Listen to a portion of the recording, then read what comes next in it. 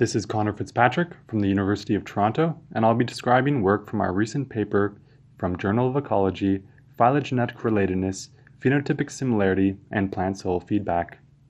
Plants alter the abiotic and biotic attributes of soil. This can include changes in the chemical and physical properties of soil, and also changes in the composition of biotic communities such as soil microorganisms and invertebrates. Plant-soil feedback occurs when the conditioning of one plant affects the growth of another. Feedback between plants and soil contributes to important processes in terrestrial ecology, including the invasion success of exotic plants, the maintenance of diversity, and the succession in plant communities, and the productivity of both natural and managed systems. Despite these far-reaching consequences, why conditioned soil has positive effects on the performance of some species, but negative effects on others is unclear. Intuitively, the outcome of a plant-soil feedback between a pair of plant species should depend on their particular soil resource and habitat requirements and their ability to form either mutualistic or parasitic relationships with members of the newly altered soil community. This idea suggests that differences in relevant phenotypic traits could predict feedback strength between plant species. But what if the traits that are really important for plant-soil feedback are poorly captured using measurable phenotypes, and instead better captured by evolutionary relatedness, which we might expect to scale broadly with ecological differences between species? Here I focus on two of the main questions from our study: which plant traits predict plant-soil feedback strength, and does phylogenetic relatedness and phenotypic similarity between plant species predict their plant-soil feedback? First, from seed, we grew 49 plant species found in southern Ontario in soil collected from a naturalized area where all species co-occur. These plant species include annuals and perennials, all found in oldfield ecosystems, and represent approximately 140 million years of flowering plant evolution. We had grasses, nightshades, asters, legumes, and mustards, all growing in a common garden. During this phase of the experiment, we measured a series of morphological and physiological traits that broadly describe differences in resource acquisition strategies and life histories of these species.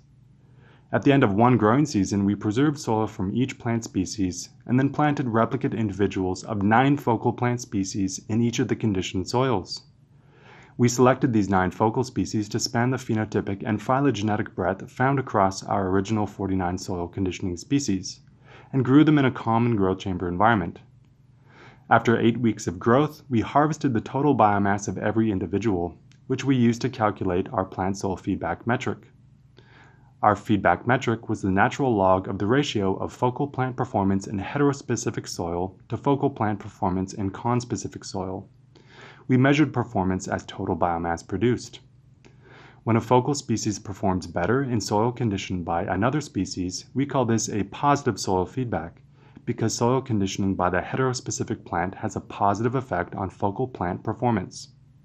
When a focal species performs worse in soil conditioned by another species, we call this a negative soil feedback, because soil conditioning by the heterospecific plant has a negative effect on focal plant performance.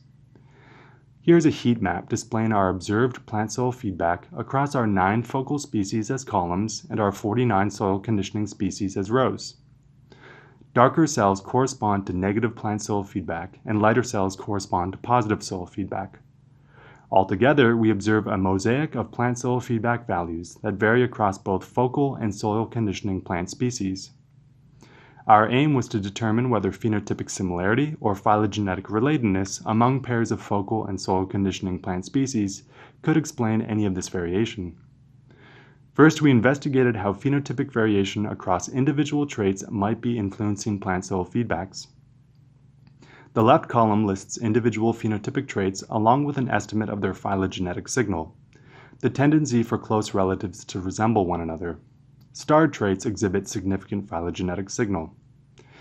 We used phylogenetic comparative methods to analyze how trait variation in our 49 soil conditioning species influenced their soil feedback effect, averaged across the 9 focal species.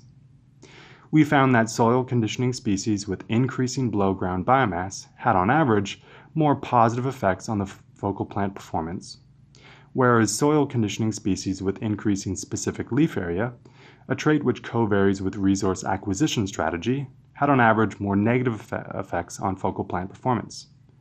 We also performed the same analyses using the feedback calculated from each focal species separately, and found that the importance of individual traits varied across focal plant species. Next, we investigated the role of phylogenetic distance and phenotypic similarity among pairs of species on their observed plant-soil feedback, and found no relationship. Each point represents the measured plant-soil feedback for a pair of species and either their phylogenetic distance, which is the sum of the branch lengths separating a pair of plant species on a phylogeny, or their phenotypic dissimilarity, an aggregated score of dissimilarity across all phenotypic traits. To synthesize, using a diverse set of flowering plant species, we observed high variation in the strength and direction of plant-soil feedback between species pairs. Individual phenotypic traits of both soil conditioning and focal plant species shape the outcome of this important interaction. However, our integrative measures, phylogenetic relatedness and overall phenotypic similarity, were poor predictors of plant-soil feedback. Collectively, our results indicate that because of the unique evolutionary history of individual traits and their variable importance across all interacting species, indices of overall phenotypic similarity and phylogenetic relatedness will be poor predictors of plant-soil feedback at large phylogenetic scales.